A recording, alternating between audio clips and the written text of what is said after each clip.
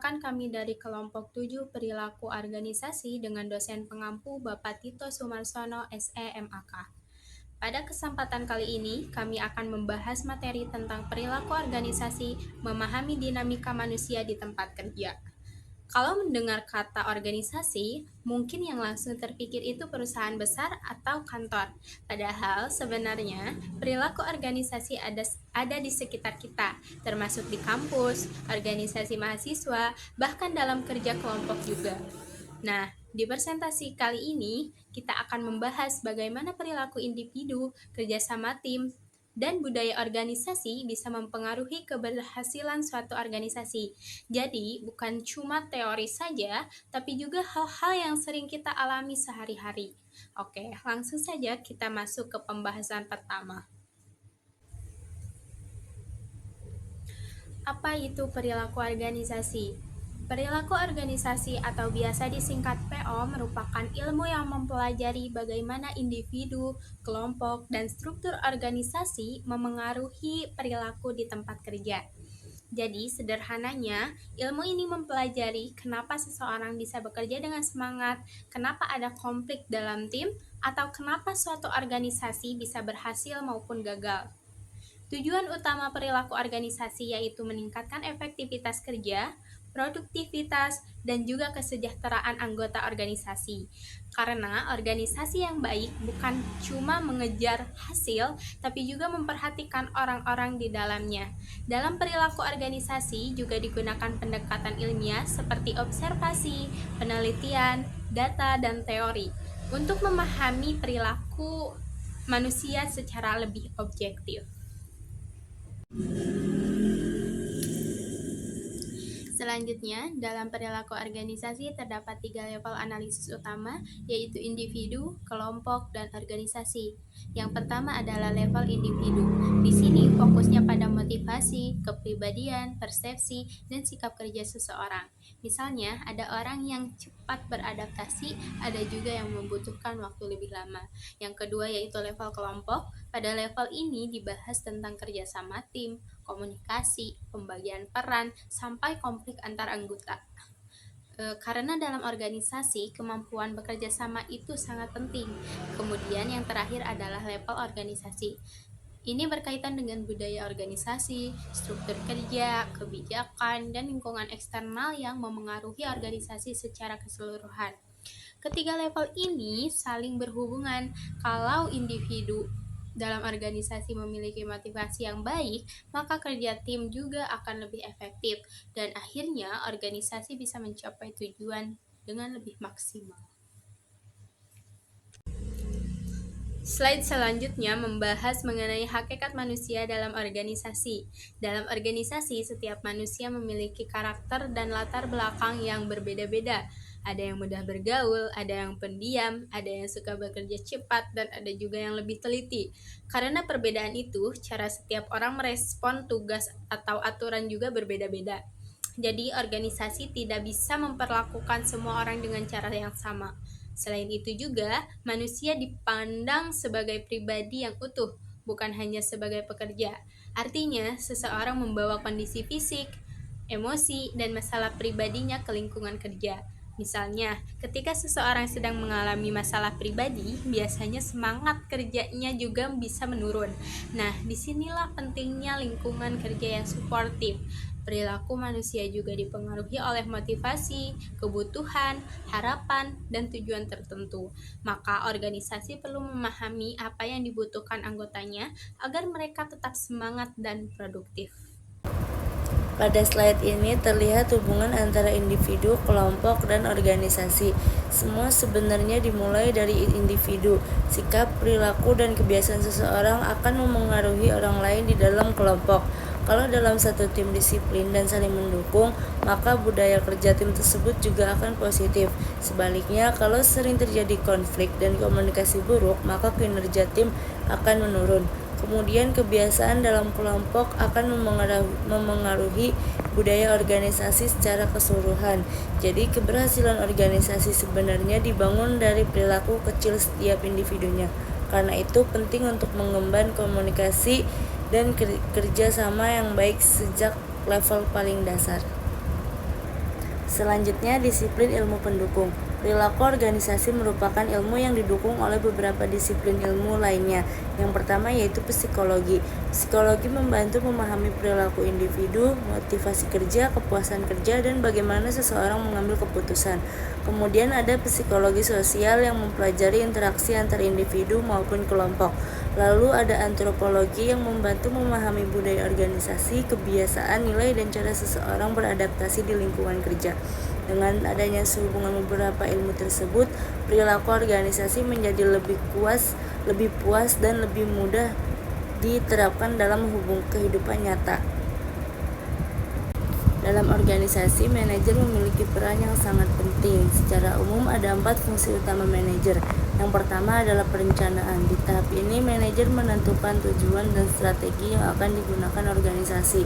Yang kedua yaitu pengorganisasian, yaitu membagi tugas dan menyusun struktur kerja agar semua anggota tahu tanggung jawabnya masing-masing. Yang ketiga adalah kepemimpinan. Di sini manajer harus mampu memotivasi, mengarahkan, dan mengemban semangat kerja anggota tim. Dan yang terakhir adalah pengendalian, yaitu mengevaluasi hasil kerja dan melakukan perbaikan jika ada masalah atau target yang belum tercapai. Jadi seorang manajer bukan hanya memberi perintah, tetapi juga harus mampu menjadi pemimpin dan motivator bagi timnya. Di era sekarang, organisasi menghadapi banyak tantangan yang semakin kompleks. Salah satunya adalah penurunan produktivitas akibat stres kerja, tekanan pekerjaan, atau kurangnya keterlibatan anggota dalam organisasi. Selain itu, ada juga tantangan keragaman budaya. Saat ini banyak organisasi memiliki anggota dengan latar belakang yang berbeda, sehingga dibutuhkan komunikasi yang baik dan sikap saling menghargai. Perkembangan teknologi juga menjadi tantangan tersendiri. Teknologi memang membantu pekerjaan menjadi lebih cepat, tetapi juga menuntut individu untuk terus belajar dan beradaptasi. Karena itu, organisasi modern harus lebih fleksibel, terbuka terhadap perubahan, dan mampu menciptakan lingkungan kerja yang nyaman. Model perilaku organisasi. Dalam perilaku organisasi terdapat 4 model yang sering diterapkan dalam manajemen. Pertama itu ada model autokratis yang menempatkan pemimpin sebagai pusat pengambilan keputusan sehingga anggota harus mengikuti arahan yang diberikan. Kedua, ada model kustodial yang berfokus pada pemberian rasa aman dan kesejahteraan bagi anggota agar mereka merasa nyaman dalam bekerja. Ketiga, ada model suportif yang menekankan pentingnya dukungan, komunikasi, dan hubungan yang baik antara pemimpin dan juga anggota. Terakhir, ada model kolegial yang mengutamakan kerjasama tim dan keterlibatan anggota dalam mencapai tujuan organisasi. Kesimpulan, berdasarkan materi yang telah dibahas, dapat disimpulkan bahwa perilaku organisasi merupakan ilmu yang membantu kita memahami bagaimana individu dan kelompok berinteraksi dalam lingkungan kerja. Pemahaman terhadap perilaku individu, kelompok, budaya, organisasi, komunikasi, serta kepemimpinan sangat penting untuk menciptakan suasana kerja yang nyaman dan produktif. Dengan pengelolaan yang baik, organisasi dapat meningkatkan kinerja anggota sekaligus menciptakan tujuan yang telah ditetapkan. Pengantar keragaman dalam organisasi. Pada materi berikutnya, kita akan membahas tentang keragaman dalam organisasi. Keragaman merupakan hal yang tidak dapat dihindari karena setiap organisasi terdiri dari individu dengan latar belakang yang berbeda-beda. Dalam pembahasan ini, kita akan mempelajari bagaimana cara menghargai dan mengolah perbedaan tersebut agar dapat memberikan dampak positif bagi organisasi. Selain itu, kita juga membahas manfaat, tantangan, serta pengaruh keragaman terhadap kerjasama dan kinerja organisasi. Definisi keragaman dalam organisasi. Keragaman dalam organisasi adalah kondisi di mana terdapat berbagai perbedaan di antara anggota organisasi seperti usia, jenis kelamin, budaya pendidikan, pengalaman, dan cara berpikir. Menurut para ahli, keragaman menjadi bagian penting dalam kehidupan organisasi modern karena setiap individu memiliki karakteristik yang berbeda-beda. Oleh karena itu, organisasi yang baik bukanlah organisasi yang memiliki anggota yang seragam, melainkan organisasi yang mampu menghargai, menerima, dan mengelola perbedaan tersebut sehingga dapat menjadi kekuatan untuk mencapai tujuan bersama. Aspek keragaman organisasi. Pada slide ini dijelaskan tentang aspek keragaman dalam organisasi menurut Robbins.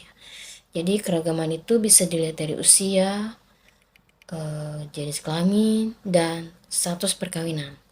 Yang pertama itu ada dari usia atau umur ya. Dalam perusahaan biasanya ada karyawan muda dan ada karyawan yang lebih senior. Karyawan muda biasanya lebih cepat ya beradaptasi dengan teknologi dan ide baru gitu. Sedangkan karyawan senior punya pengalaman kerja yang lebih banyak. Jadi kalau digabungkan perusahaan bisa mendapatkan keseimbangan antara kreativitas dan pengalaman. Contohnya di perusahaan digital, anak muda biasanya kan aktif membuat inovasi media sosial atau pemasaran online ya. Sedangkan karyawan senior lebih memahami strategi bisnis dan pengambilan keputusan. Nah, yang kedua itu jenis kelamin. Saat ini perempuan dan laki-laki kan memiliki kesempatan ya sama dalam kerja maupun memimpin perusahaan. Banyak perusahaan besar sekarang sudah menerapkan kesetaraan gender agar semua karyawan memiliki peluang yang sama berdasarkan kemampuan, bukan berdasarkan jenis kelamin. Nah, yang ketiga, status perkawinan.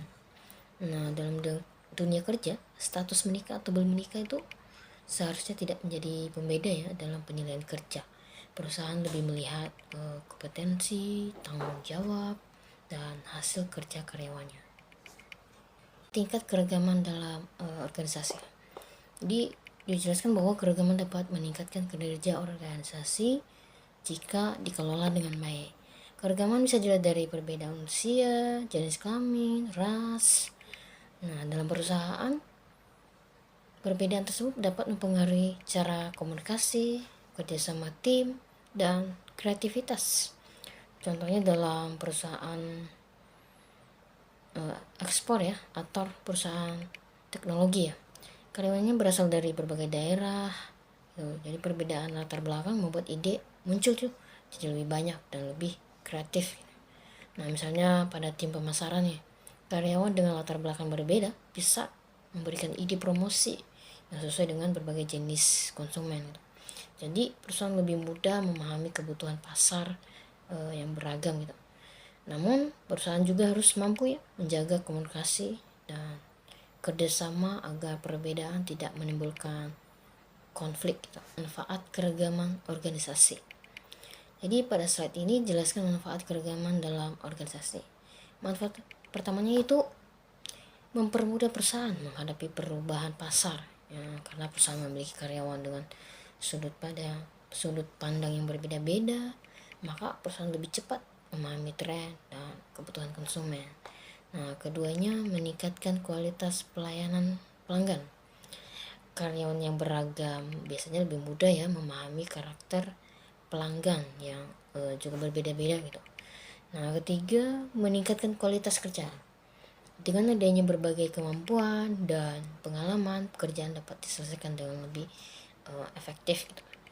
Yang keempat, membantu promosi di tempat kerja. Maksudnya perusahaan bisa memberikan kesempatan yang sama kepada semua karyawan untuk berkembang dan mendapatkan jabatan. Nah, yang kelima, menjaga proses pembelajaran organisasi. Perusahaan menjadi tempat saling belajar antar karyawan sehingga pengetahuan dan pengalaman bisa terus berkembang gitu ya. Nah, contohnya pada perusahaan retail atau e-commerce, keragaman karyawan membantu perusahaan memahami perilaku konsumen dan dari berbagai usia dan daerah. Kendala keragaman dalam organisasi. Nah, yang pertama itu stereotip atau penilaian terhadap seseorang berdasarkan kelompok tertentu. Misalnya menganggap karyawan muda kurang berpengalaman atau menganggap perempuan kurang mampu memimpin gitu. Yang kedua, kurangnya komunikasi. Jadi perbedaan bahasa, cara berpikir, atau budaya kadang membuat komunikasi dalam tim jadi tidak efektif gitu. Ketiga, perbedaan pendapat yang dapat memicu konflik dalam organisasi. Jika tidak dikelola dengan baik, nah maka kerjasama tim bisa menurun gitu.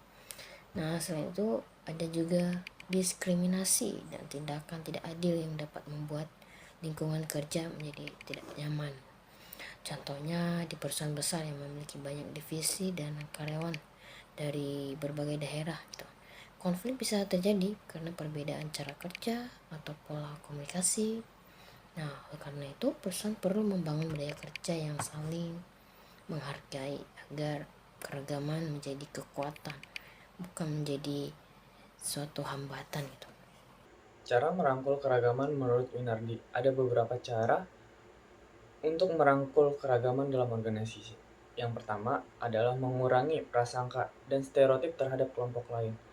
Karena setiap individu memiliki hak untuk dihargai tanpa melihat perbedaan. Kemudian, organisasi juga perlu membangun hubungan yang baik antar anggota, termasuk dengan anggota orang-orang yang memiliki latar belakang berbeda. Selain itu, penting untuk menciptakan lingkungan yang aman dan nyaman di mana anggota merasa dihargai dan diperlakukan secara adil. Dengan begitu, kerjasama dalam organisasi akan menjadi lebih harmonis dan efektif. Peran pemimpin dalam keragaman. Dalam organisasi, pemimpin memiliki peran yang sangat penting dalam mendukung keragaman. Pemimpin harus mampu bersikap adil dan tidak membedakan anggota berdasarkan ras, agama, suku, dan gender. Selain itu, pemimpin juga memberikan kesempatan berkembang kepada seluruh anggota organisasi secara merata. Pemimpin yang baik juga harus memberikan pelatihan dan menciptakan budaya kerja yang menghargai perbedaan. Oleh karena itu, sikap pemimpin sangat mempengaruhi suasana kerja dan hubungan antar anggota organisasi. Dari materi yang telah dijelaskan, dapat disimpulkan bahwa keragaman merupakan bagian penting dalam organisasi modern. Perbedaan antar individu sebenarnya dapat menjadi kekuatan besar jika dikelola dengan baik. Keragaman mampu meningkatkan kreativitas, kualitas kerja, dan kemampuan organisasi dalam menghadapi perubahan. Namun, jika tidak dikelola dengan baik, keragaman juga dapat menimbulkan konflik dan menurunkan kinerja satu sama lainnya. Karena itu, organisasi dan pemimpin harus mampu menciptakan lingkungan yang inklusif, adil, dan saling menghargai agar semua anggota dapat bekerja secara nyaman dan maksimal. Baik, mungkin itu saja yang dapat kami sampaikan pada pembahasan mengenai perilaku organisasi dan keragaman dalam organisasi. Semoga semua materi ini dapat menambah pencerahan kita bahwa perbedaan bukanlah penghalang tetapi bisa menjadi kekuatan untuk mencapai tujuan bersama. Terima kasih atas perhatiannya teman-teman dan Bapak Ibu dosen. Sampai jumpa pada pembahasan berikutnya. Dadah. La Habana, al